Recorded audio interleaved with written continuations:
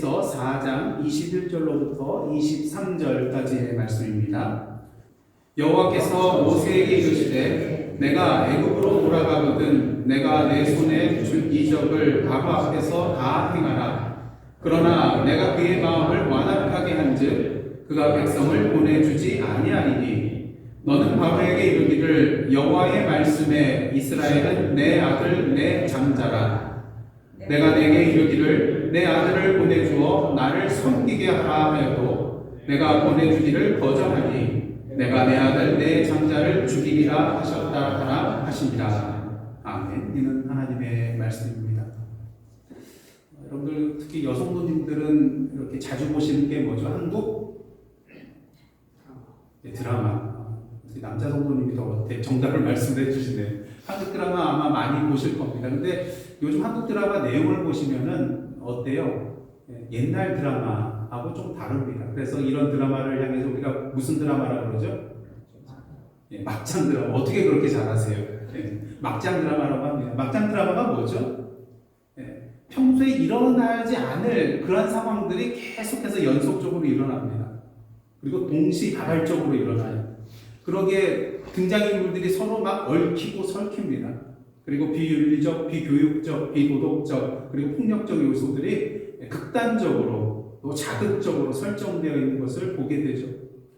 근데 이런 막장 드라마가 계속해서 나오는 이유가 뭐겠습니까? 그 큰 이유 중에 하나는요, 시청률 때문이에요. 시청률. 많은 사람들이 사실 이 막장 드라마의 내용에 대해서 굉장히 부정적인 평가를 하게 됩니다. 많이들 그렇게 해요. 아, 요즘 한국 드라마 이거 이래가지고는 안 된다고 그러면서 많은 비판을 하게 되죠. 그러면서도 뭐예요? 계속 꾸준하게 본다는 거예요. 그래서 이러한 막장 드라마에 대해서 보통 뭐라고 하냐면요, 욕하면서 보는 드라마. 욕을 하면서도 계속 보니까요. 그래서 시청률이 올라가니까요. 근데 이런 막장 드라마에서 거의 빠짐없이 나오는 그런 설정이 하나 있는데 그것이 바로 출생의 비밀이라고 할 수가 있을 것입니다. 예를 들어서 가난하고 또 백도 없는 착한 그런 주인공이 있죠. 그런 주인공이 꼭 나와요. 착하고 성실하고 열심히 사는데도 이 일이 잘 풀리지가 않아요. 그 주변에 돈 많고 빽 있고 금수저에 해당되는 그런 사람들이 이 사람을 그냥 내버려 두지 않거든요. 괴롭히고 못 살게 하고 또 억울한 일을 당하게 만듭니다. 근데 나중에 알고 보니 이 주인공이 누구 아들이에요? 회장님의 아들이라는 거예요. 뻔하지 않습니까? 항상 나와요. 그래서 인생 역전을 순식간에 하게 되는 것을 보게 됩니다. 그리고 그동안 이 주인공을 괴롭혔던 승승장구하던 자들은 어떻게 됩니까? 이제 내리막길로 치닫게 되는 것을 보게 됩니다. 그래서 이 드라마를 보고 있던 시청자들이 어떻게 해요? 마음속에 쾌감을 느껴요. 너무 즐거운 거예요. 너무 잘 됐다고 박수를 쳐요. 그리고 막 댓글들이 막 달립니다. 너무 잘 됐다고. 그리고 또한 이 드라마의 주인공과 같이 힘들고 어려운 그런 시간을 살아가고 있는 사람들은 비록 자신은 이렇게 인생의 역전을 하지 않았지만 주인공이 이렇게 되는 것을 보고 어떤 만족을 느껴요? 대리 만족을 느낍니다. 그리고 참으로 즐거워요. 그러니 뭐가 올라갈 수밖에 없어요? 시청률이 올라갈 수밖에 없어요. 여러분들도 보시잖아요. 그런 의미에서 출애굽기의 내용은 사실 뭐 막장 드라마라고는 할 수가 없지만 굉장히 드라마틱한 그러한 내용들이 나타나고 있는 것을 보게 됩니다. 여러분 400년 동안 애굽에서 종살이를 하고 있던 이스라엘 백성들이 사실은 누구의 아들이라는 거예요? 하나님의 아들이라는 거예요. 그리고 하나님의 장자라는 거예요. 물론 이스라엘 자손들은 자신들이 누구의 백성이라는 거 알고 있었죠? 아브라함과 이삭과 야곱의 하나님의 백성이라는 것은 사실 알고 있었어요. 하지만 그것은 모르고 있었어요. 뭘? 바로 자신들이 하나님의 아들이고 장남이라는 그 사실은 모르고 있었다는 것입니다. 사실 우리는 예수 그리스도의 피로 말미암아서 하나님의 자녀가 되어서 하나님을 향해 뭐라고 부를 수 있게 되었죠? 아버지라고 부를 수가 있게 되었습니다. 그래서 로마서 8장의 말씀처럼 우리 안에 계신 성령께서 우리가 하나님의 자녀인 것을 증거해 주심으로 말미암아 오늘도 하나님을 향하여서 아빠, 아버지라고 부르면서 살아갈 수 있게 되었다는 것입니다. 그러다 보니까 하나님과 우리의 관계를 아버지와 아들, 아버지와 자녀의 관계로 보는 개념에 대해서는 많은 분들이 이것은 신약적인 개념이다. 신약에 와서 이루어진 개념이다. 이렇게 생각하는 경우가 많이 있지만 사실 언제부터 이 개념이 시작이 됐어요? 오늘 본문 출애굽기에서부터 벌써 하나님과 우리 사이를 아버지와 아들, 아버지와 자녀의 관계로 묘사하고 있는 것을 볼 수 있다는 것입니다. 지난 본문에 의하면 드디어 모세가 5차례에 걸쳐서 뭔가 핑계를 대고 변명을 하면서 하나님이 주신 그 사명에 대해서 저는 못 가겠습니다. 그러면서 마지막에 뭐라 그래요? 보낼 만한 자를 보내소서. 하지만 하나님께서 이제 5번째는 화를 내시면서 모세에게 말씀하시자 모세가 이제는 마음을 돌이켜서 순종을 하게 되죠. 그래서 애국으로 향하여 가게 되는데 뭘 붙들고 갑니까? 하나님께서 말씀하신 원래는 자신의 지팡이였지만 이제 누구의 지팡이가 됐어요? 하나님의 지팡이. 그 지팡이를 손에 잡고 가는 것을 보게 됩니다. 그리고 오늘 본문을 보시면 여호와께서 모세에게 나타나셔서 바로왕 앞에 나아갔을 때 그가 할 일, 그리고 그가 말할 것들을 말씀해 주신 것을 보게 됩니다. 먼저 21절 말씀 보시겠는데요. 제가 공독해 드리겠습니다. 여호와께서 모세에게 이르시되 네가 애굽으로 돌아가거든 내가 내 손에 준 이적을 바로 앞에서 어떻게 하라고요? 다 행하라. 그러나 내가 그의 마음을 완악하게 한즉 그가 백성을 보내주지 아니하리니. 여호와께서 모세에게 뭘 명하세요? 바로왕 앞에 가거든 내가 너의 손에 그 능력으로 주어진 그 모든 이적들을 행하라 말씀을 하십니다. 이를 통해서 우리가 알 수 있는 것은 무엇이냐면요. 오늘도 우리에게 사명을 맡겨주신 그 하나님께서 원하시는 바는 무엇인가? 그것은 바로 하나님의 말씀대로, 하나님의 명령대로, 하나님께서 지시한 대로 그 모든 것을 뭐 해야 된다는 거예요? 다. 부분적인 행함이 아니라 그 모든 것을 다 행해야 한다는 것입니다. 사도 바울의 말씀 것처럼 맡은 자들에게 구할 것은 뭐라고요? 충성이기 때문인 것입니다. 만약 우리가 하나님의 말씀대로 순종하고 행하며 나아갈 때에 어떠한 일이 벌어지나요? 우리가 상상하지도 못하고 생각지도 못했던 큰 하나님의 역사가 우리를 통하여서 분명히 일어나는 것을 보게 될 것입니다. 그런 면에서 모세도 하나님께서 바로왕 앞에 가서 기적을 다 행하라 그러셨을 때 뭔가 기대감이 있었을 거예요. 하나님의 그 기적들을 내가 다 행하면 뭔가 큰 일이 일어나겠구나. 이런 기대감이 있었을 거예요. 근데 이상해요. 하나님께서 모세에게 뭐라고 하십니까? 그 모든 기적을 다 행하면 바로가 이스라엘 백성들을 내어줄 것이라고 말씀하셔야 되는 것이 맞는데 뭐라고 하세요? 바로가 백성들을 내어주지 않을 것이라고 말씀하세요. 아마 모세는 귀를 의심했을 거예요. 당연히 이적을 행하면은 이스라엘 백성을 보내줘야 되잖아. 근데 아버지 하나님께서는 정반대의 말씀을 해주시는 거예요. 자, 그렇다고 한다면 하나님께서는 무엇하러 모세에게 그 모든 이적들을 행하라고 말씀하신 것일까요? 왜 헛수고를 하라고 말씀하신 것일까요? 그리고 더욱더 이상한 것은요, 바로가 이스라엘 백성을 보내주지 않게 되는 원인이 어디에 있냐는 것입니다. 21절 다시 한번 보여주십시오. 여기 보시면 여호와께서 모세에게 이르시되 네가 애굽으로 돌아가거든 내가 내 손에 준 이적을 바로왕 앞에서 다 행하라. 그러면서 접속사 뭐가 붙어 있어요? 그러나 누가 그의 마음을 완악하게 한다고요? 내가. 하나님께서 그의 마음을 완악하게 한즉 그가 백성을 보내주지 아니하리니. 만약에 이것이 드라마라면 막장 드라마라고 할 수가 있겠어요. 왜? 하나님께서 모세를 보내면서 이적을 다 행하라고 하시잖아요. 그러면서 뭐 한 거예요? 뒤에서 모세 뒤통수를 친 거잖아요. 내 말대로 해라! 기대감을 가진 것 같겠죠. 근데 아무것도 일어나지 않고 오히려 바로가 백성들을 보내주지 않는 그러한 일. 근데 그것을 뒤에서 누가 하신 거예요? 하나님께서 하신 것이 되잖아요. 그 뒤통수 때린 거랑 마찬가지죠. 그것도 하나님께서 왜 이렇게 하셨을까? 그래서 이 부분에 대해서는 구약에 여러 난제들이 있는데 그 난제들 중에 하나가 바로 오늘 본문에 해당되는 내용이에요. 하나님께서 바로의 마음을 어떻게 하셨다고요? 완악하게 하셨다는 거. 문자적으로 본다면 애굽의 바로왕은요, 하나님께서 미리 써놓은 각본의 희생자라고 할 수가 있어요. 하나님께서 미리 정해놓으신 거잖아요. 그런 점에서 바로의 마음이 완악하게 된 것은 바로의 책임이 아니라 누구의 책임이에요? 하나님의 책임이잖아요. 하나님이 그렇게 하시겠다고 작정하셨잖아요. 만약 그렇다면 하나님은 악을 조성하시는 분이 되고요. 하나님은 자신이 져야 할 죄의 책임을 누구에게 전가해요? 다른 사람에게 전가하는 하나님이 됩니다. 더 이상 선하신 하나님, 더 이상 공의로운 하나님이 될 수 없다는 것이죠. 그러면 하나님께서 바로의 마음을 완악하게 만드실 것이라고 말씀하신 이 내용, 이것에 대해서 우리는 도대체 어떻게 해석해야 할까요? 어떻게 이해해야 될까요? 궁금하시지 않으세요? 별로 궁금하신 표정 같지 않으세요? 네. 저는 궁금하더라고요. 그래서 많은 신학자들이 여러 가지 해답을 내어놓고 있는데 다 차이가 있어요. 근데 제 마음에 이렇게 와닿는 그런 내용들을 좀 정리를 해봤는데요. 출애굽기 4장부터 14장까지를 보시면은 바로의 마음이 완악해졌다는 그런 내용이 20번 등장하고 있는 것을 보게 됩니다.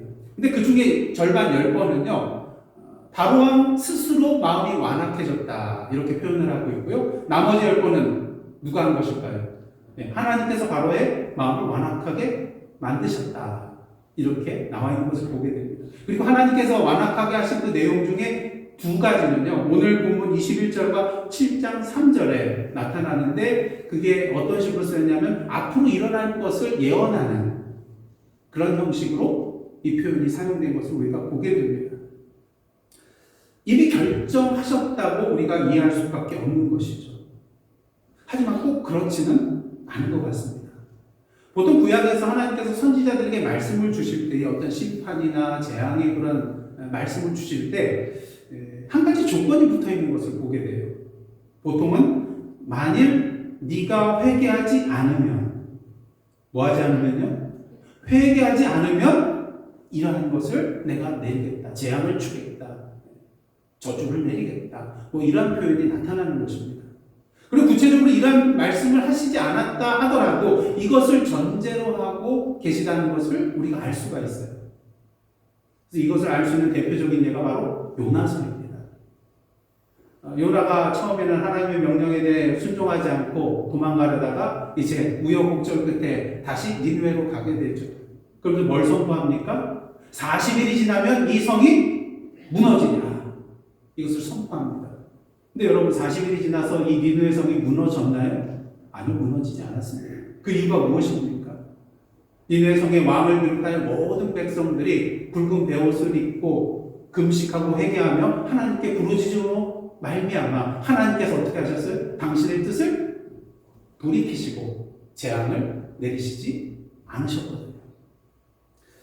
그런 의미에서 비록 하나님께서 바로의 마음을 완악하게 하실 것이라는 말씀을 하셨다 할지라도 바로에게는 어떤 기회가 주어졌었다고 말할 수 있는 거예요? 그 마음을 돌이키고 자신의 완악한 마음을 누그러뜨릴 기회가 분명히 있었다고 우리는 말할 수가 있는 것입니다. 설령 그렇지 않다 할지라도 이 10가지의 내용들을 우리가 자세히 살펴보면요, 처음 5번의 재앙 기간 동안에는 하나님께서 이 바로의 마음을 완악하게 만드셨다는 내용이 나오지 않고 있어요. 그래서 내용을 자세히 보면 5번째 재앙까지는요, 바로 스스로 자신의 마음을 완악하게 만든 것을 우리는 보게 되는 것입니다. 특히 출애굽기 8장을 보시면 하나님께서 애굽 온 땅에 그 티끌이 뭐가 되는 재앙을 일으키셨죠? 이가 됩니다. 근데 그 전까지 보면요, 그 바로의 요술사들도요, 지팡이가 뭐로 변해요? 뱀으로 변하게 되고, 또 나일강의 물을 뭘로 변하게 해요? 피로 변하게 하는 그러한 이적을 그들도 행했어요. 그러니 바로의 마음이 완악해질 수밖에. 근데 이번 티끌이 이로 변하는 이 재앙은 이 요술사들도 행할 수가 없었습니다. 그래서 이 요술사들이 바로에게 뭐라고 하냐면요, 이는 하나님의 권능이니이다. 누구의 권능이라고요? 하나님의 권능이니이다. 하지만 이러한 상황 속에서도 바로는 어떻게 합니까? 자신의 완악함을 내려놓지 못하고 계속해서 완악한 길로 나아가는 것을 우리가 보게 됩니다.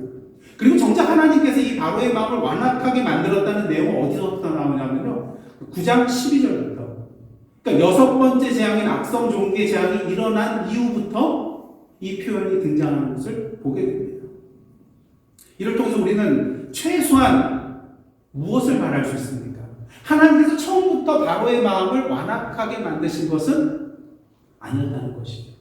누가 했다는 거예요? 바로 왕이 자신의 자유의지를 가지고 완악한 마음의 길로 나아갔다는 것입니다. 그런 의미에서 하나님께서 그 뒤에 나오는 바로의 마음을 완악하게 하셨다는 이 내용에 대해서는요, 사실 바로의 완악함은 시간이 가면 갈수록 더 절정에 이르렀다고 할 수가 있겠습니다. 더 이상 돌이킬 수 없는 절정의 순간까지 갔다고 할 수가 있을 거예요. 그런 의미에서 하나님께서 어떻게 보면은 돌이키지 않는 이 바로의 완악함 더 크게 만드셔가지고 더 큰 재앙을 내리시기 위하여 도구로 사용했음을 우리가 보게 되는 것입니다. 그리고 한편으로는요, 그 완악함을 그대로 내버려 두심으로 말미암아 바로의 완악함이 지속적으로 계속된 행위로 나아가게 된다고 할 수도 있는 것입니다. 그 근거가 되는 그런 말씀이 있는데요. 시편 81편 11절 12절 한번 보도록 하겠습니다. 제가 11절 공독하겠습니다. 내 백성이 내 소리를 듣지 아니하며 이스라엘이 나를 원하지 아니하였도다. 완악하였다는 것이죠. 12절 다음 읽겠습니다. 그러므로 내가 그의 마음을 완악한 대로 버려두어 그의 의미대로 행하게 하였도다. 이 구절을 바로왕에게 적용해 본다면 어떻습니까? 하나님이 그렇게 만드신 거예요? 아니라는 거죠. 그냥 내버려 두면은 그대로 완악한 길로 가기 때문에 어떤 의미에서 하나님께서 그냥 내버려 두신 거다 말할 수도 있다는 것입니다. 여러분, 사단이 죄인들의 삶에 들어가서 더 막 그냥 넘어지게 만들고 잘못된 길로 가게 만드나요? 아니요. 그냥 내버려 둬요. 왜? 내버려 두면 알아서 잘못된 길로 가니까요. 그러니까 어떻게 보면은 하나님께서 이러한 방법을 통해서 바로를 계속해서 완악한 길로 가게 만드셨다고 할 수가 있는 것입니다. 그런 면에서 궁극적으로 바로 왕이 완악하게 된 것은 하나님의 책임이 아니라 누구의 책임이에요?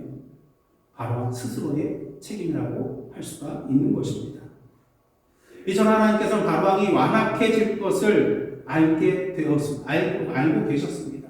그래야 바로 왕이 이스라엘 백성들을 내어주지 않을 것이라는 것도 알고 계셨어요. 그러게 계속해서 모세에게 이런 말씀을 하십니다. 22절, 23절입니다. 너는 바로에게 이르기를 여호와의 말씀에 이스라엘은 내 아들 내 장자라.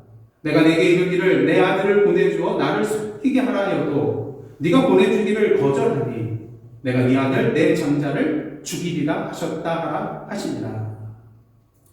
비록 짧은 구절이지만요, 우리는 이 두 구절 속에서 출애굽기 전체의 중심 주제에 해당되는 두 가지 내용을 분명하게 발견하게 됩니다. 첫째는요, 이스라엘은 여호와 하나님의 누구라는 거예요? 아들 장자라는 거예요. 다시 말해서 이스라엘의 정체성에 대해서 하나님께서 알려주고 있다는 것입니다. 그 다음 두 번째는요, 그러게 하나님께서는 자신의 아들 장자인 이스라엘 자손을 애국으로부터 인도하여 내시고자 하는데 그 궁극적인 목적이 뭐예요? 하나님을 섬기게 하기 위함이라는 것입니다. 왜요? 하나님이 그들의 누구의 뭐가 되시는 분이에요? 아버지십니다. 먼저 하나님께서는 이스라엘 백성들에 대해서 내 아들이요 내 장자라 이렇게 말씀을 하고 계십니다. 바로로 하여금 이스라엘 자손이 과연 어떠한 존재인가를 분명하게 알려주고 계시는 것이죠. 사실 바로에게 있어서 이스라엘 자손은 어떠한 존재입니까? 노예예요. 바로의 명령에 순종해야만 하는, 바로를 위해서 일해야만 하는 바로의 소유였습니다. 하지만 하나님께서 분명히 말씀해주고 계십니다. 이스라엘의 소유권은 바로에게 있는 것이 아니라 누구에게 있다고요? 나에게 있는 것이다. 왜? 그들이 나의 아들이요 장자이기 때문인 것입니다. 그들의 신분은 더 이상 애굽의 노예가 아니라는 것이죠. 중요한 사실은 이스라엘 자손들이 이 사실을 알고 있었느냐는 것이에요. 사실은 모르고 있었죠. 앞에서도 말씀드렸다시피 아브라함과 이삭과 야곱의 자손 하나님의 백성이라는 것은 알고 있었지만 자신들이 하나님의 아들이요 장자된 신분의 존재라는 것은 알고 있지 못했습니다. 왜? 혈통적으로 하나님의 자녀가 어떻게 돼요? 혈통적으로 그냥 아브라함의 자손일 뿐이지 하나님과 직접적인 혈연관계는 없잖아요. 그렇기 때문에 거기까지는 그들이 생각하지 못했을 것입니다. 그런데 하나님께서 이스라엘 백성들이 누구냐? 바로 나의 아들이요 나의 장자라고 분명히 선포해주고 계시다는 것입니다. 이것은 무엇을 의미하나요? 은혜라는 거예요. 이스라엘 백성이 하나님의 장자요 아들이 되는 것, 자녀가 되는 것은 전적으로 하나님의 은혜라는 것을 이 말씀을 통해서 우리는 분명히 보게 되는 것입니다. 성경을 보면 장자는 어떻습니까? 다른 자녀들보다 몇 배를 받아요? 최소한 2배 이상을 받게 돼요. 그리고 아버지의 축복에 대해서도 커다란 권한이 있어요. 그래서 야곱과 에서의 이야기를 보시면 어떻습니까? 야곱이 팥죽 한 그릇에 에서의 그런 장작분을 다 사가지고 아버지로부터 아버지를 속여서 축복을 받잖아요. 근데 나중에 에서가 와가지고 나에게도 좀 축복해달라고 그러니까 아버지가 뭐라고 합니까? 이미 다 야곱에게 웬만한 좋은 것들을 다 줬다는 거예요. 그래서 남아있는 것이 없다는 것이죠. 그러니까 그만큼 장자의 권한이 그리고 권리가 컸다는 것이죠.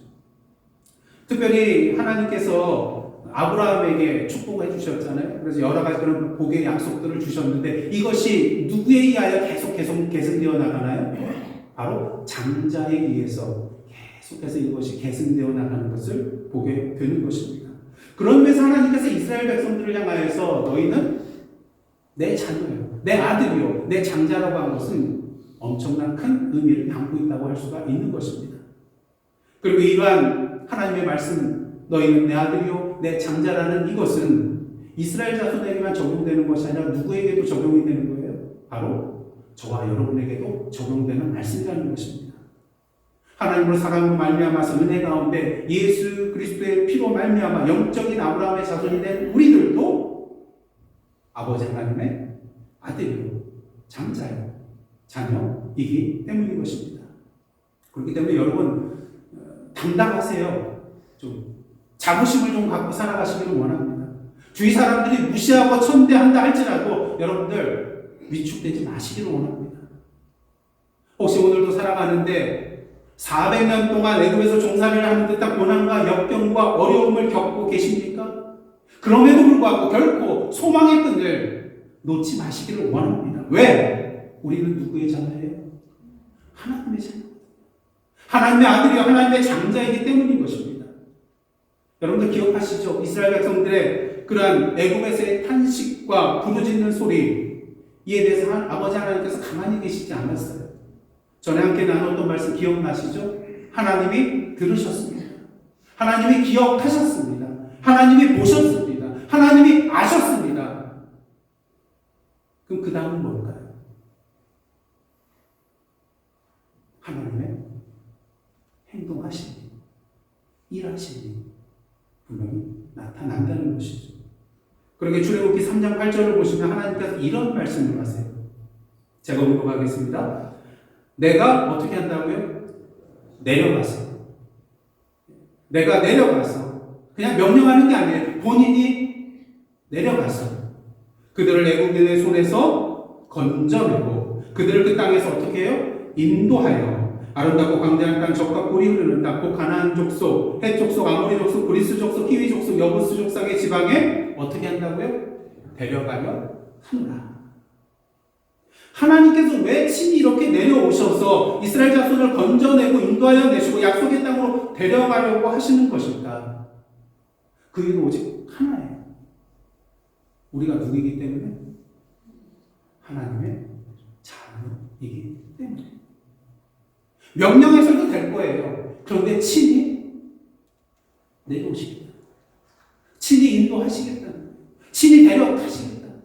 왜? 사랑하는 자녀일까요? 예수 그리스도는 이 땅에 오신 이유가 무엇입니까? 하나님께서 이 세상을 사랑하셨기에 예수 그리스도를 통하여 우리를 죄와 사망의 길로부터 건져주시고 영원한 생명의 하나님의 나라로 인도하시기 위함이었던 것입니다. 그러게 오늘 하나님께서는 성령님을 우리에게 보내주셔서 우리와 동행케 하여 주시고 우리를 인도해 주고 계시는 것입니다. 왜? 우리가 사랑하는 하나님의 자녀니까요. 그런 의미에서 옆에 분들에게 이렇게 한번 좀 말씀해 주시기로 합니다. 당신은 하나님의 자녀입니다. 당신은 하나님의 아들, 하나님의 장자입니다. 처음 보시는 것 같아요. 형제 자매다. 처음 보시지는 않겠죠. 그러니 여러분들 걱정하지 마세요. 두려워하지 마세요. 염려하지 마세요. 마치 아버지 없는 사람처럼 살지 마세요. 오늘 빌기 기자님 네 분께서 찬양하신 찬양의 가사를 한번 이 시간 잘 묵상해 보도록 합니다. 제가 천천히 읽어드리도록 하겠습니다. 내 아버지 그 품 안에서 내 영혼은 안전합니다. 주 손길로 내 삶을 안으시니 그 평강이 나를 덮습니다. 나비로 넘어지며 흔들리지만 주 내 안에 거하며 나를 붙드시니 내 생각을 주께로 돌리고 주시는 평강의 옷을 입습니다. 주 약속 안에서 내 영혼 평안해. 내 뜻보다 크신 주님의 계획 나 신뢰해. 두려움 다 내려놓고 주님만 의지해. 함께 읽겠습니다. 주 안에서 내 영혼 안전합니다. 옆에 분에게 말씀해 주세요. 주 안에서 우리 영혼은 안전합니다. 주 품 안에서 우리의 영혼은 안전합니다. 그러게 이제 분명히 해야 될 것 같아요. 저와 여러분은 어떠한 존재라고요? 하나님의 존재, 하나님의 자녀요, 하나님의 아들, 하나님의 장자라는 것입니다. 그렇게 하나님께서는 모세와 아론을 바로왕에게 보내서 당신의 아들 장남 이스라엘 자손을 보내라고 하신 것입니다. 근데 중요한 것은 하나님께서 이스라엘 백성을 애굽에서 구원하시고자 하는 궁극적인 목적이 무엇이냐는 것이죠. 단지 자신의 자녀된 이스라엘 백성들이 애굽에서 종살이하며 노예살이하며 고통받고 억압받고 착취당하는 것이 안쓰러워서 그러셨을까요? 물론 그것도 있죠. 만약 그렇다면 단순히 이스라엘 자손은 애굽으로부터 그냥 탈출시켜 주시면 그것으로 끝이잖아요. 아니면 이스라엘 자손이 애굽에서 애굽 사람과 동등한 지위를 갖게 해주셔서 자유인으로 살게 해주셔도 되는 것이잖아요. 하지만 하나님께서는 그렇게 하시지 않았어요. 왜? 하나님께서 이스라엘 백성을 애굽에서 구원하고자 하는 가장 궁극적인 목적이 하나 있었기 때문인 것입니다. 23절 말씀 다시 한번 보시겠습니다. 내가 내게 이르기를 내 아들을 보내주어 어떻게 하라고요?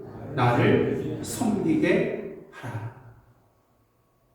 이것이 하나님께서 이스라엘 백성들을 애굽의 바로왕의 압제로부터 구원해내시고자 하는 궁극적인 목적이었다는 것입니다. 하나님을 섬기게 하는 것. 왜요? 애굽에 머물러 있으면, 바로왕의 노예로 머물러 있으면 아버지 하나님을 결코 온전히 섬길 수가 없기 때문인 것입니다. 여기서 섬긴다는 단어는 히브리어로 아바드라는 그런 단어를 쓰는데요. 섬기다, 일하다, 예배하다 이런 의미를 갖고 있는 단어입니다. 그러게 이 아바드라는 말이요, 그 대상이 누구냐에 따라서 의미가 달라지는 것을 보게 돼요. 만일 바로왕이 아바드의 대상이라면 무엇을 의미하는 것입니까? 이스라엘 백성이 바로의 뭐가 되는 거예요? 노예가 되어서 일어나는 것. 이런 의미가 됩니다. 하지만 이 아바드의 대상이 아버지 하나님이라면 어떨까요? 이제 이스라엘 백성이 하나님의 자녀로서, 노예가 아닌 하나님의 자녀로서 하나님을 섬기고 예배하는 것이 된다는 것입니다. 우리는 분명히 알아야 됩니다. 하나님께서 우리를 죄와 사망의 영적인 애굽에서부터 출애굽시켜 주신 것은 단순히 죄와 사망에서부터 것으로부터 벗어나게 하시고자 하는 것이 아니라 한 걸음 더 나아가 이제는 하나님의 자녀로서 아버지 하나님을 아버지라 부르며 기쁜 마음으로 섬기고 예배하는 삶을 살게 하려 하시라는 것입니다. 그런 의미에서 저와 여러분은 진정 아버지 하나님의 아들 장자로서 하나님의 자녀로서 살아가고 있는지 앞으로 살펴보시겠지만 어떻습니까? 이스라엘 백성들 출애굽한 이후의 백성들의 모습은 어떻습니까? 온전히 하나님만 섬기고 온전히 하나님의 말씀대로 살아가며 기쁨과 즐거움 가운데 살아갔나요? 아니잖아요. 하나님께서 출애굽시켜 주셨음에도 불구하고 어떻습니까? 때로는 넘어지고 자빠지고 원망하고 불평하고 실패의 길로 치닫는 그들의 연약한 모습을 보게 되는 것입니다. 그러게 하나님께서는요, 오늘 본문을 통해서 우리에게 한 가지 사실을 분명하게 보여주고 계십니다. 23절 말씀 다시 한번 보겠습니다. 내가 내게 이르기를 내 아들을 보내주어 나를 섬기게 하라 하여도 네가 보내주기를 거절하니 내가 네 아들 네 장자를 죽이리라 하셨다 하라. 우리 인생길에서요, 우리가 선택할 수 있는 길은 크게 두 가지라고 할 수가 있을 것입니다. 하나는 아버지 하나님의 아들로서 자녀로서 하나님을 섬기는 길이요, 다른 하나는 바로의 아들로서 바로를 섬기며 사는 길이라고 할 수가 있을 것입니다.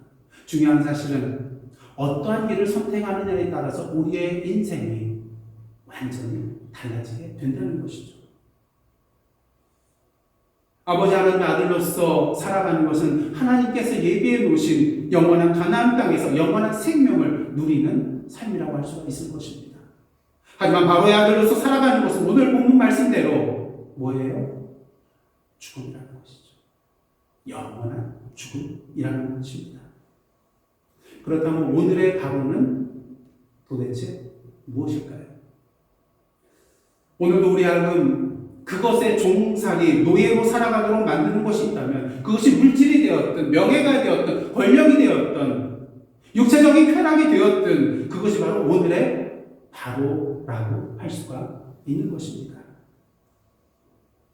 그런 의미에서 하나님께서 오늘 본문을 통하여 저와 여러분에게 말씀하여 주시고 계십니다. 너는 내 아들이다. 너는 내 장자다.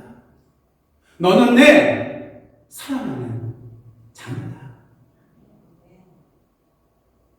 이는 우리의 정체성이 무엇인지 알려주시는 은혜의 말씀입니다. 동시에 이 말씀은 우리가 지금 누구의 자녀로 누구를 섬기며 살아가고 있는지 돌아보라는 하나님의 질문이라고도 할 수 있을 것입니다. 저와 여러분의 정체성은 무엇입니까? 지금 이 시간 우리가 누구의 자녀로 누구를 섬기며 살아가고 있는가가 바로 저와 여러분의 정체성입니다. 기도하시겠습니다. 하나님, 저희들을 사랑하셔서 은혜로 택하여 주시고 예수 그리스도를 통하여 우리를 당신의 자녀 삼아 주심에 감사드립니다. 바라기는 오늘도 우리를 향하여 나의 아들 나의 장자라고 말씀하시는 그 아버지 하나님 앞에서 하나님의 자녀답게 하나님의 아들 하나님의 장자다운 삶을 살아가는 저희들의 삶 되게 하여 주옵소서. 오직 아버지 하나님만을 기쁨으로 섬기며 예배하며 오늘도 아버지 하나님의 임재와 보호와 인도하신 가운데 영적인 영원한 가나안 땅을 누리며 살아가는 저희들의 복된 삶 그리고 주님의 몸된 교회 되게 하여 주옵소서. 예수님의 이름으로 기도드리옵나이다. 아멘.